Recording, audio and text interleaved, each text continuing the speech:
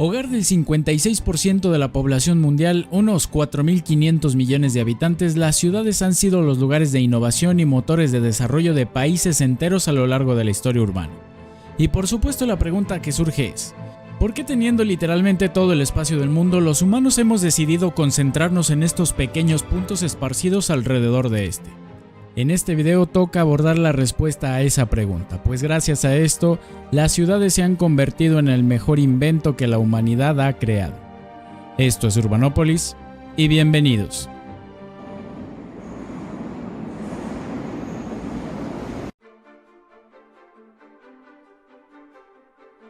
Lo dicho, las ciudades son el mejor invento que la humanidad haya creado. Lugares donde habitan un montón de personas y experiencias. Lugares donde han florecido innovaciones y movimientos sociales, y lugares que incluso han hecho posible que este canal exista. Desde que la humanidad descubrió que asentarse tenía sus ventajas, y más aún asentarse en grupo, las ciudades no han parado de crecer y ser la norma en todo el mundo, pues la capacidad urbana de aumentar la cooperación entre pares no es nueva.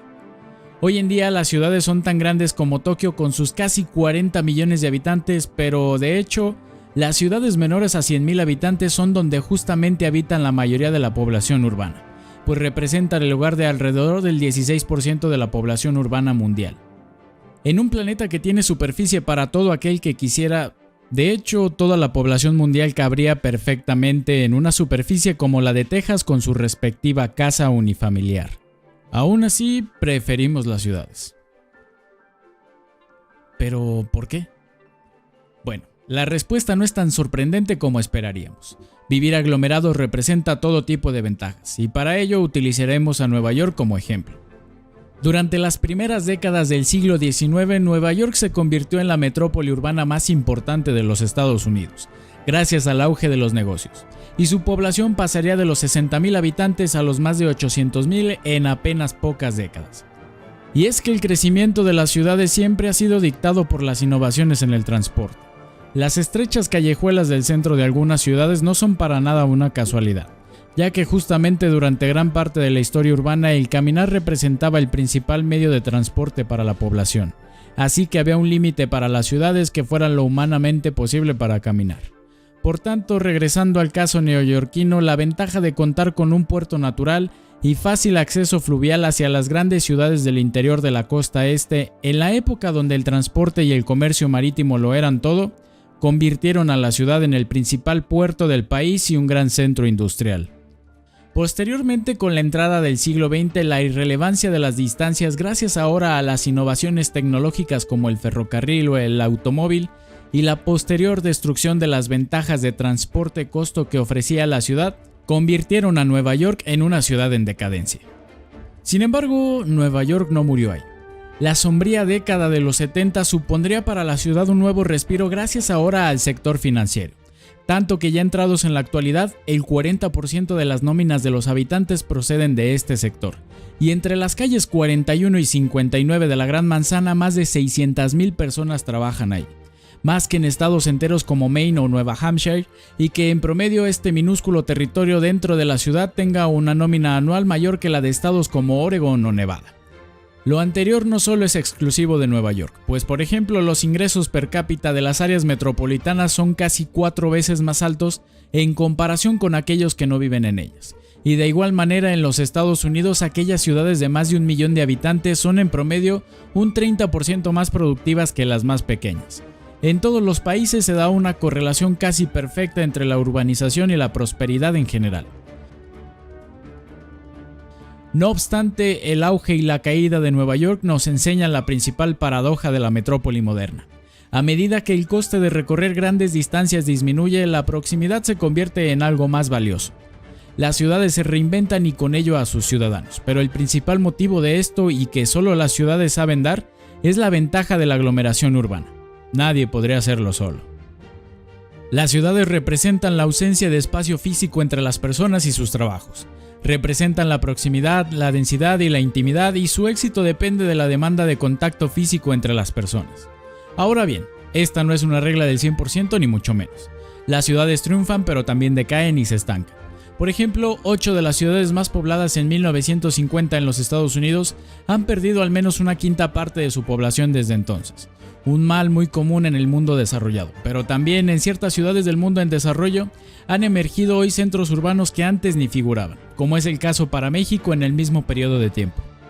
El estancamiento o la decadencia no se puede culpar a las ciudades en general, sino muchas veces a cada caso específico que perdió el contacto con los ingredientes básicos de la reinvención urbana, las ventajas de la densidad y el contacto entre personas. Y es que aún así las ciudades son grandes atractores de población, pues representan oportunidades para ella, no importa quién. Probablemente hayas escuchado o hayas pensado la típica frase de "ya no cabemos, somos muchos en esta ciudad".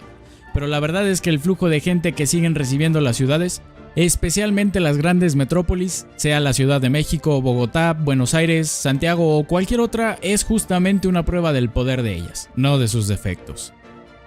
Tan es así que esto haya resultado en ciudades llenas de diversidad que son aún más resilientes e interesantes.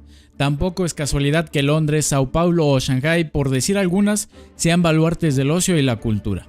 Las ciudades no solo han prosperado como centros productivos, sino también como centros de placer.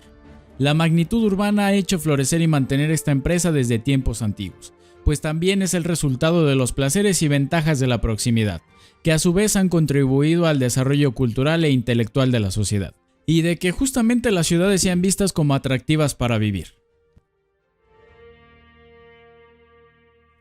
Sobra decir que tampoco esto se trate de una especie de falso dilema en donde solo las ciudades son buenas sin importar nada más. Han enfrentado, enfrentan y enfrentarán retos. Ninguna es perfecta, pero el futuro urbano sigue siendo brillante.